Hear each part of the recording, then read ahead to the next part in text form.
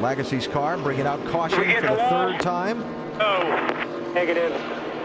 Well, he dodged the bullet. Hardly ever you blow a right front tire at any racetrack and not hit the wall. Yeah, that's a great job. Andy, I got to believe this caution came about the right time for a lot of guys. With 95 laps into it, a lot of brake rotors glowing. They needed to get these tires off, cool these brakes down now. Yeah, needing a little fuel about this time now, too. You can see Paul Menard on the apron there with some damage to his right front.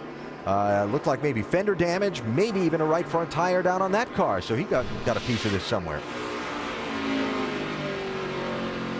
Whoa, man. Yeah, just blew. Stay low.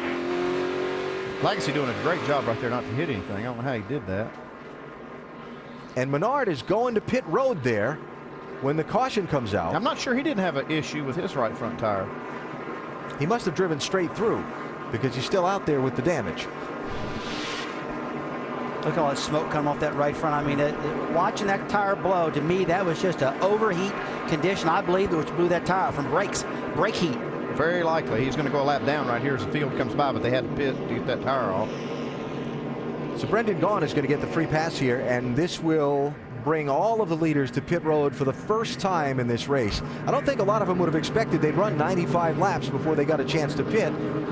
But there it is. So now what? You only get a couple shots at this, and the distance between now and your last pit stop has just gotten shorter. Yeah, and we just also talked earlier on our show, Alan, about how important coming down pit road is. I mean, as a driver, what can you do to mess it up? You can speed. You can just take off those jacks, and when you leave, you get busted. I don't think they really get busted coming into the pits. It's the excitement leaving. And this is an opportunity for the crews to actually get in the game, so to speak, gain a few spots, and see if they can contribute to getting a victory for their team. Stops will be on the 98th lap. And Dave, you're first up. The 12th car of Justin Allgaier, he was asked about his race car, and he said, well, how do my times look? Chad Walter told him, you are the man. Brakes look good, times look good. I don't want to change you much. Just a little left side air pressure for the 12 car. 4 fresh tires for Justin Allgaier. Doc? Carl Edwards will get 4 tires and 2 cans of Sunoco fuel. He said the car is loose in the center, but shoving the nose coming off. They're going to make an air pressure adjustment in the right rear and a track bar adjustment as well. Mike. In conversations with his driver, Paul Wolfe told Brad Keselowski, whatever we do, it's going to be small. Just a little air pressure adjustment, trying to tighten him up. Also a 4-tire change. Meanwhile, Kyle Busch fighting a very loose race car. They're going to pull a spring rubber from the right rear as they're going to work on that car right now. A little bit slow. Looks like they got hung up a little bit in the pits. And they're finally away on the 18. And as we check our nationwide insurance race off pit road, Kyle Busch losing 4 spots by them taking the time to pull that spring rubber and maybe having a little trouble doing that as well. We'll come back for the restart. Keselowski leads. Ready for the restart here in Richmond, Virginia with the Penske Dodge teammates Keselowski and Allgaier in the first and second spots. There's chaos on the track. There's chaos on pit road here in Richmond. Watch Ben Steger, the rear tire carrier for the 62 car. They just got the free pass. They come in to make their pit stop. Listen. Right here. Mike's taking the lug nuts. Track.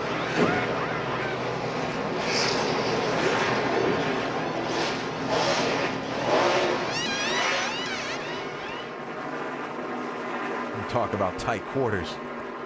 Yeah, that's real tight. I mean, those guys almost got hit right there. Let's take a look at this restart. So who gets down in there first?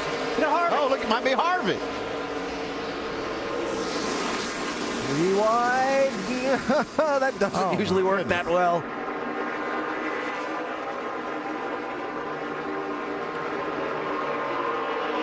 Keselowski clears Allgaier. Here's Harvick in 33, looking to the bottom side for second. You've got Edwards in 4th, Sorensen in 5th, Kyle Busch back to 6th on the restart in that 18 car.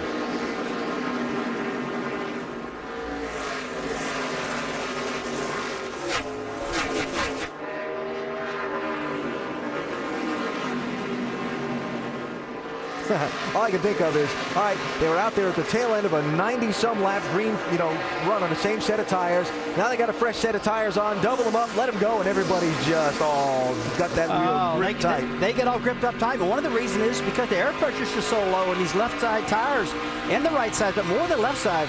Man, when I used to drive these things, I get them down a corner, left side's bottoming out. Guys are hollering, you got a flat tire. The crew chiefs are going, no, it's just low. You're okay, man. Ride it out. Carl Edwards getting by Kevin Harvick. Yeah, Harvick, it looked like he made a big move on the inside, even looking at the lead under Keselowski. Now he's losing spots to that outside lane. I say Edwards getting by Harvick, but there's that Richmond double file, 2-wide racing again. Now he's got him cleared. So that put Carl up to third, Harvick back to fourth, then Sorensen and Kyle Busch, 32 and 18 for fifth. Biffle and Kenseth and Logano, 6th, 7th, and 8th.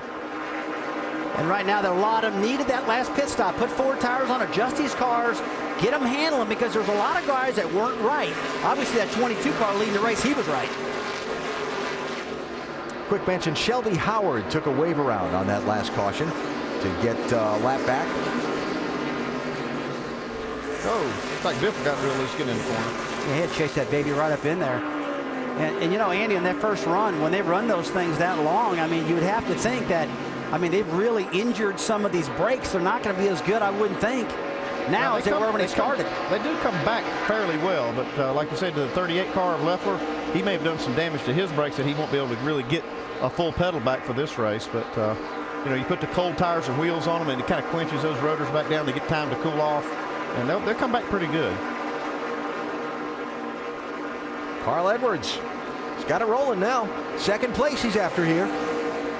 You know, we talked about Carl early in our broadcast that, you know, he's just not having a great year, but his average finishes up to this point right now are actually a little bit better than when he won his championship back in 07. But we've been so used to Carl up front dominating, and he's not doing it right now. But it just goes to show how tough the competition is out there in the last couple of years, how much stronger it's got. You want somebody to look at as a favorite at Richmond. Carl Edwards has finished first or second in 4 of the last 5 nationwide races at this track. That's a record that's kind of like, I don't know, Rusty's. Good. Doc, he's having a solid run now. He didn't start off that well, but he's got it rolling. They made some major adjustments, Alan, on the car. Remember what he said in the interview before the race? We cannot get greedy. We've lost so many points the last couple of weeks with finishes of 30 or worse. This car he's got tonight is the latest and greatest out of the Roush Fenway stable.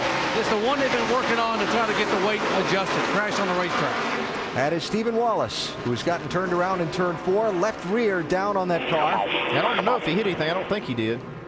He restarted in 7th and went all the way back to 16th right off the bat. It looks like he had a left rear tire going down on the thing. Blew a tire, get in the corner. There you go. Yeah. Some nights it's just not your night, huh? Well, a lot of time left. Yeah, and he doesn't have any damage, so actually some good luck in there. I mean, to blow a tire in traffic, spin, and still not have any damage, and stay on the lead lap, I'd say he did get a break.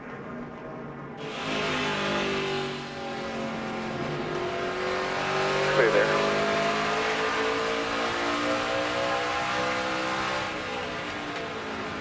He's actually gone a lap down now, running right behind that Keselowski. You're inside. Got a couple more easy. We just hold the brake, hold the brake, hold the brake, hold the brake, hold the brake. All right, so Stephen got away with that one. Lucky there. And you'll take all the luck you can get here at Richmond. Speaking of luck, Jason Leffler. Remember we talked about him falling back and getting a lap down? There's your lucky dog free pass. Going to come back around and get back on the lead lap. Leffler being shown in the 17th spot right now.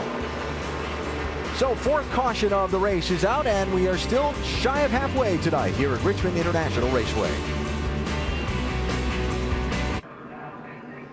Little Friday night racing under the lights in Richmond, Virginia for the NASCAR Nationwide Series. And next Friday, we'll do the same under the lights, but this time it'll be at Darlington, South Carolina. And if you'd like to join us for that race or any of the upcoming events you see there on the Nationwide Series schedule, go to NASCAR.com/tickets and check it out. Love to have you join us.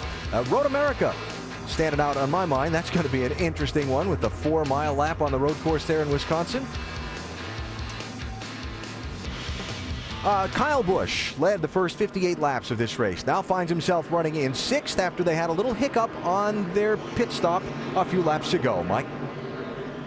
That's right, Alan. The team was trying to diagnose what happened. They looked at their replay, and it appeared the tire carrier may have knocked a lug nut off the left rear. That hung them up, slowed them down significantly on pit road. They lost 4 spots, and as you might imagine, Kyle not happy. Great right side to a flipping up left. Come on, Jake. Now the task for Kyle is to overcome that lost 4 positions, but he still needs a little bit more in his race car, looking for some side bite and some more forward bite, Alan. All right. Well, Kyle's got some work to do to get back to the